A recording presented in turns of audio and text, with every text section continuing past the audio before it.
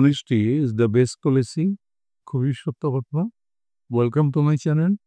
আজকের লেসনটা lecture 24, topic changing speech or passage narration. Passage narration board question. Narration এবং passage নারেশনের যাবতীয় রুলসগুলো আগের লেকচারগুলোতে তোমাদেরকে শিখিয়েছি। তুমি যদি না দেখে থাকো তাহলে উপরে আই বাটনে ক্লিক করে প্লেলিস্টে গিয়ে দেখে আসতে পারো, অথবা ডেসক্রিপশনে লিঙ্ক দেওয়া আছে, সেখান থেকেও দেখে আসতে পারো।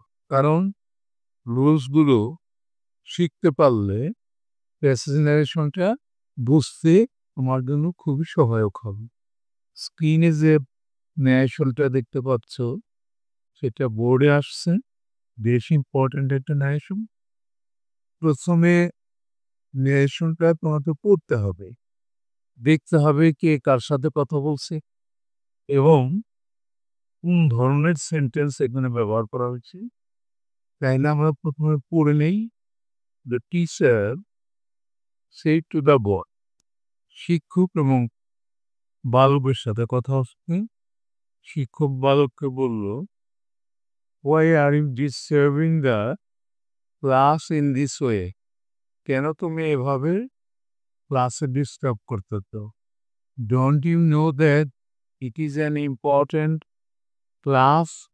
তুমি কি জানো না যে এটা একটা গুরুত্বপূর্ণ ক্লাস?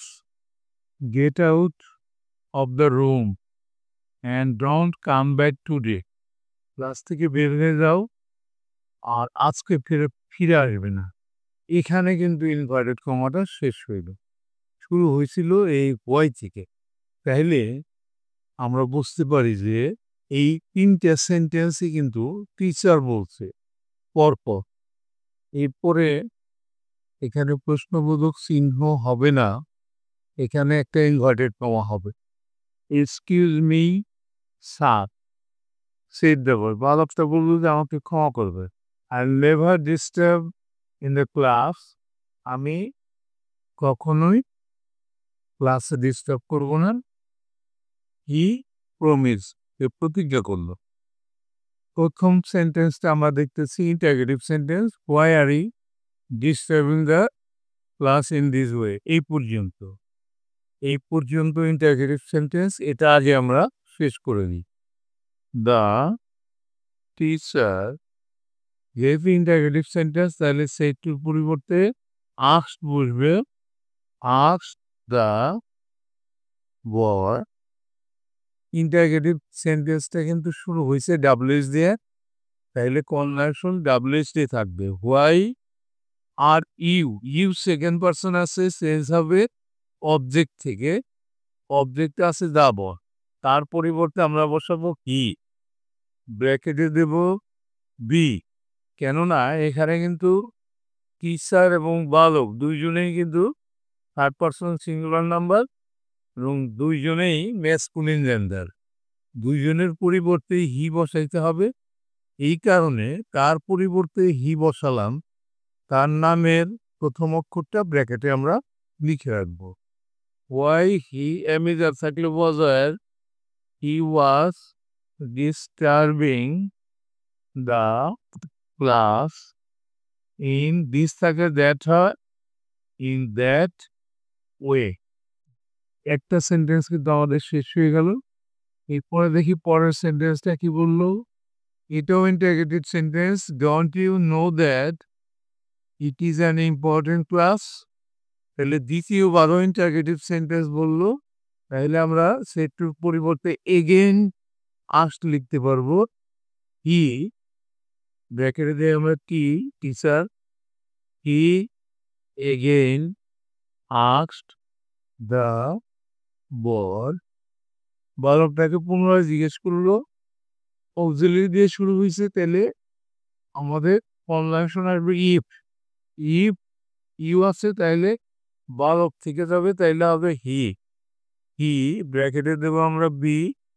ডু নট আছে তাইলে হবে ডিড নট। ফার্স্ট ফর্মে যাবে ডিডেন্ট নো নো ভার্বের কিন্তু পরিবর্তন হলো না, যেহেতু আমরা ডিড লিখলাম, একটা পরিবর্তন করলাম। দ্যাট ইট ইজ আছে, তাহলে হবে ওয়াজ। ইট ওয়াজ অ্যান ইম্পর্টেন্ট ক্লাস। তাইলে দুইটা সেন্টেন্স কিন্তু আমাদের শেষ হয়ে গেল। এরপরের সেন্টেন্সটা কি বললো? Get out of the room and don't come back today. এটা কিন্তু ইম্পারেটিভ সেন্টেন্স, তাকে আদেশ করলো কিন্তু ক্লাস থেকে বের হয়ে যাও এবং আজকে ফিরে আইসো না। এটাও কিন্তু টিচারই বলছে। তাইলে আমরা হি ব্র্যাকেটে কি দেই? আদেশ করলো, অর্ডার হিম। হিম মানে বালককে অর্ডার করলো, এই জন্য ব্র্যাকেটে বি দিলাম।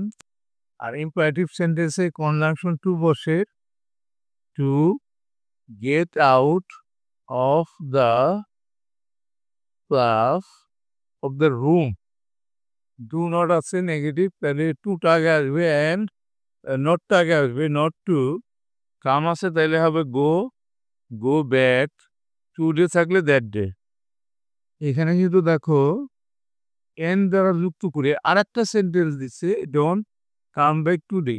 এই কারণে অ্যান্ড তারপরে ডোন্ট আছে, নটটা আগে আসলো, নট টু। কামের জায়গায় গো বসলো, ব্যাক। এখানে ছিল টুডে, এখানে টুডের জায়গায় দ্যাট ডে বসলো। এরপরের সেন্টেন্সটা কি আছে?